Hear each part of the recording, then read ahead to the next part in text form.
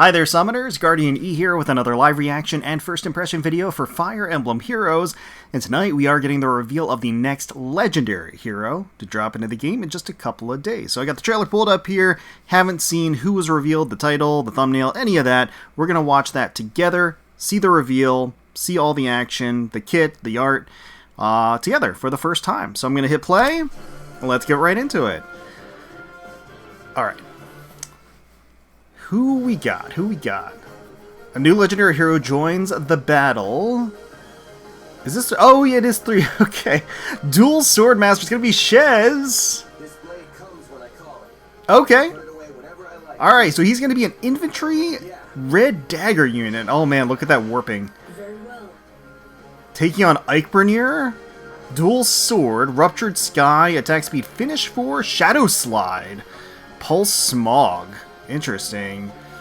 Looks like he's got some new toys to play with. He sniffs out the smell of battle and teleports to allies' side after combat. Oh, I missed it. Okay. All right. Well, we're gonna take a closer look at his kit and everything. I gotta be honest. I kind of forgot that we didn't already have a legendary Shez at this point. So it looks like he's gonna be a quadder, a dagger quadder. Impressive offensive stat line. Oh, man, that warping. I guess that is, you know, I guess it is something signature to a dagger unit. He's got some sizable damage reduction, it looks like, as well on the first attack, and so he is going to be red. Okay. Alright, so who else is here? Arval, we've got Robin, Nerthuz, Freyr, Alir, Ratatosker, Arlen, Emblem like, Yukimura, Lumera, Nurgle. Okay, alright. Yeah, I guess I'd forgotten that we don't have a male legendary Shez. It would make sense since we have legendary female Shez. I guess this was a little bit of a gimme slot, to be honest with you. It was one that was definitely going to happen at some point, sooner or later. It just so happened to be this time, and so not really like a huge surprise or anything, but certainly a welcome addition nonetheless. And then I think the rest of the trailer is going to just be about the spark. So of course you can spark once if you have a FE pass on the 40th summon. So once again, legendary Shez Dual Sword Master starting on August 30th, and the banner ending on September 12th. So you got 2 weeks to pull for him alongside the other characters. Let's go ahead and rewind, take a closer look at his kit, see what he's got. Let's actually start with the blurb, because I like how they phrase this. So he sniffs out the smell of battle, teleports to his allies' sides. After combat, he obstructs foes' special activation. So after combat, so he probably inflicts guard effect on them, something that I didn't necessarily catch during the actual demonstration exchange. So let's take a look at his kit, right? So he's a red dagger unit, infantry, dual sword, 8 might. Has a killer slaying effect, unit attacks twice, so got a brave effect on both phases. Inflicts penalty on all stats for foes within 3 rows or 3 columns centered on unit during combat equal to 4+ number of combat instances on current turn times 4, max 12. Includes combat instances unit does not participate in. Battles on player phase and on enemy phase are counted separately. Does not include this current combat instance. Interesting. So it takes the number of combat, basically the number of engagements, right?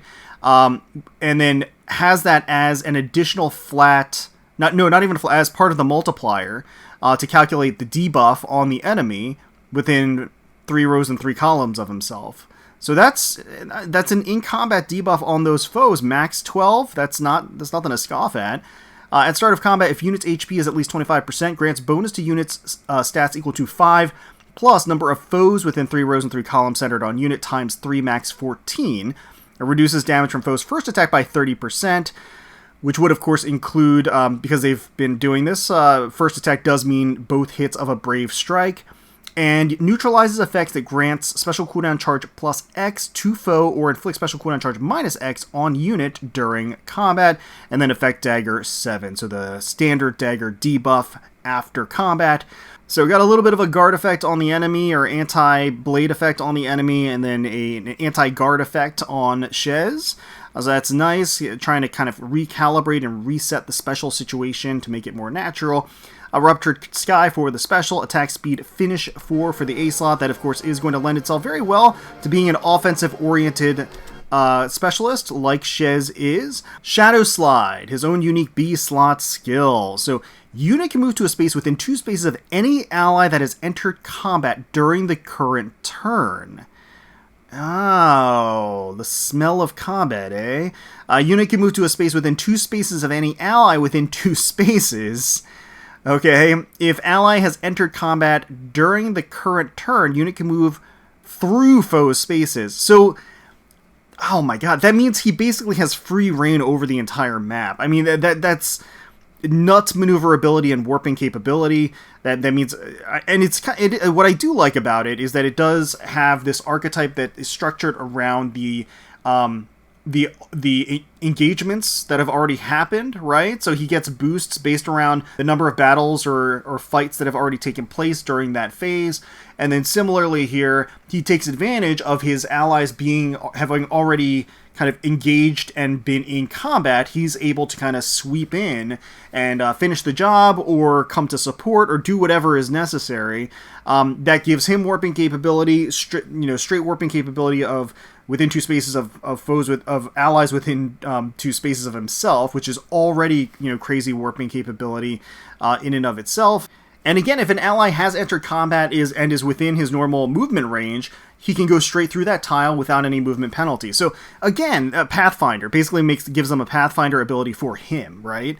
If unit is within 3 spaces of an ally, which is very, very easy to do, again, given the circumstances of him being able to warp based around his ally's positioning, inflicts attack speed, defense -5 on foe, deals damage equal to 20% of unit speed, reduces the percentage of foes non-special, so it has damage reduction piercing, and then reduces damage from foes' first attack by 7 during combat, which would include brave hit. So you've got flat damage reduction in addition to the percentage damage reduction from his weapon, which of course does stack and synergize very well, and that's going to help him with the survivability, because that is going to make sure that when he quads, which is really what he's intending to do, he can tank that single hit from the enemy, and the guard effect is going to help him ensure that the enemy is not going to proc their special against him.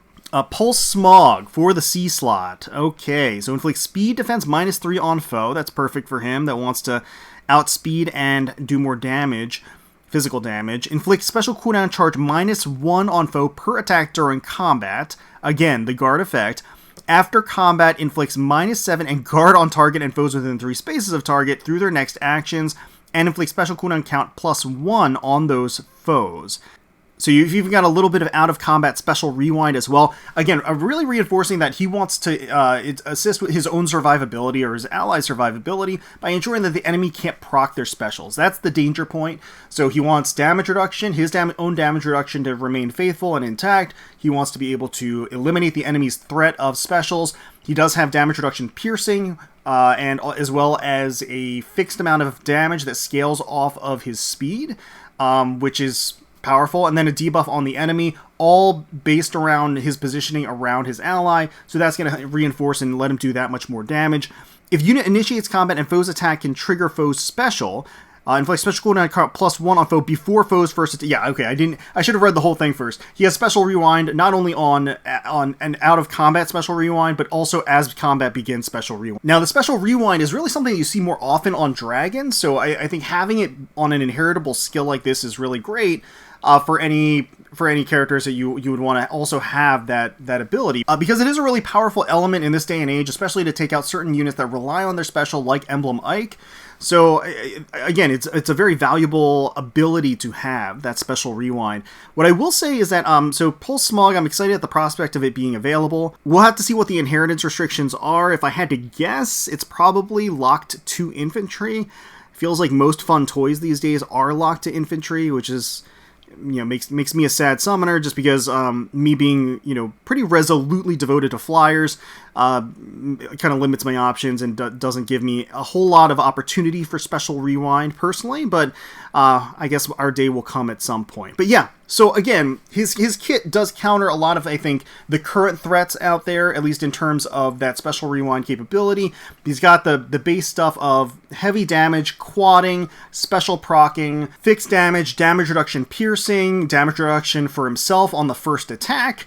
And then you've got the quadding, the special proc, the debuff on the enemy, his own buff, and then set fixed damage that scales off of his speed, which is already going to be great and very, very high, just because he's going to be naturally quadding. And then, of course, other in-combat debuffs and guard and special rewind on the enemy, too. And that maneuverability is absolutely nutso. So, again, it seems like it's a very fun effect. I feel like these days, I feel like this combined with the whole, like, Celica emblem effect on the special too, with the crazy warping. It's like we've entered an age of like really obscene warping capability of like Thresh just like jumping and warping all over the place. If I had to guess, I think we're gonna get a counter to this pretty soon. Because just the pace of the game and the way they've been moving with these things, introducing things and introducing counters basically right away, and kind of not really having a lot of restraint in that regard. I think we're gonna get a warping counter pretty soon. There's gonna be either another new inheritable tier skill or a new hero that shuts down warping in a big way.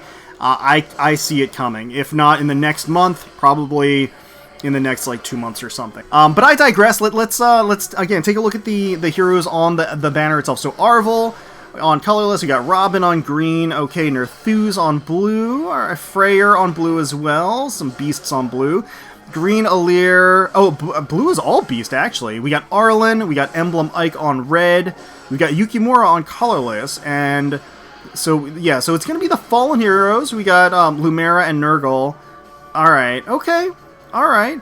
So that does mean that red is going to be Lumera, Emblem Ike, and Shez, which is really powerful. The worst thing you can say about the Fallen Heroes is that they aren't limited, and that honestly is a detraction, but generally speaking, Lumera is awesome. Emblem Ike, obviously still very, very strong to this day. There's no question there. And then Shez is also, again, it looks like he's got a lot of things. He looks like the maneuverability element to him is going to be unique, fun. It's going to open up a whole lot of opportunities and from a support and attack standpoint, and he counters a lot of stuff based around his whole like special rewind and the ability to proc his special and have some fixed damage and buffs associated with it. So red's looking pretty nice. It's looking pretty nice, not gonna lie. So for blues, we got the beasts. We've got 2 goats and a squirrel. We've got Nerthuz, we've got Freyr, and we've got Ratatoskr. So those 3. It's a decent lineup. Obviously, everybody already has Ratatoskr at this point. Everybody got her for free. But this could be another merge, some inheritance fodder. Nerthuz is great. Freyr is decent too. So on green, we have Legendary Robin, we have Legendary Alir, and we have Nurgle. So once again, the Fallen Hero making a representation here. We've got Legendary Alir, Legendary Robin. Again, similar to Emblem Ike, I feel like we've seen them a lot recently. It could just be my own bias because the particular banners that I've summoned on have had Alir on them. But yeah, Alir and Robin. I would say it's honestly pretty close to red. It's pretty close to the marquee color. Just in terms of overall value. I feel like blue might be just a smidge down from these two, again, just because Ratatoskr everybody already has. And then on colorless, we have Arvel, we have Arlen, and we have Yukimura. So yeah, colorless is definitely lagging behind. I feel like colorless is probably the one that most people are not going to be summoning for. Even the limited hero Arvel is on the older side at this point. And then the other 2 are in the regular summon pool. To be perfectly honest, I don't really even know how popular they are as characters, so I feel like colorless is lagging just a little bit behind the other colors. The others are more or less neck and neck, I would say. Red maybe eking out over green a little bit, and then blue like directly buttressing under, and then again colorless kind of lagging behind. But I would say that overall, the banner's not like that impressive. Like I think as a whole, it's just a little lacking. It's not wowing me. As far as the selection goes, it's good, it's decent, but it's not one that's like, oh my god, they put this selection of characters on a Legendary Hero banner. It's not hitting me that way like a lot of other Legendary and Mythic Hero banners have. So, right, so for me personally, I'm probably just going to do the first full circle and then duck out and, you know, hope that I get something in that circle. But if I don't, I'm not going to lose sleep over it. I mean, Shez looks great. His art's great. Kit's great. He looks cool. It's interesting at the very least. That being said, the banner as a whole isn't speaking to me too much, personally. The characters that I would really want from this I already have. All of the fun toys in the banner are locked away from flyers. So I know I'm sounding like a broken record, but I mean, that's just the case. It's just the reality. So... but certainly let me know down below if you're excited for male Shez, Legendary Hero, Dual Sword Master, what you think of his kit, what you think of his art, his archetype and everything else, what you think about the banner as a whole, who you're going to be going for if you are summoning on this banner. Best of luck to all of you. I really do hope you get everything that you need from your first couple of pulls. Hopefully you all enjoyed the video. If you did, please consider leaving a like, commenting down below, subscribing to the channel for more Fire Emblem Heroes content. We thank you all so much for watching. And until next time, let's protect those skies.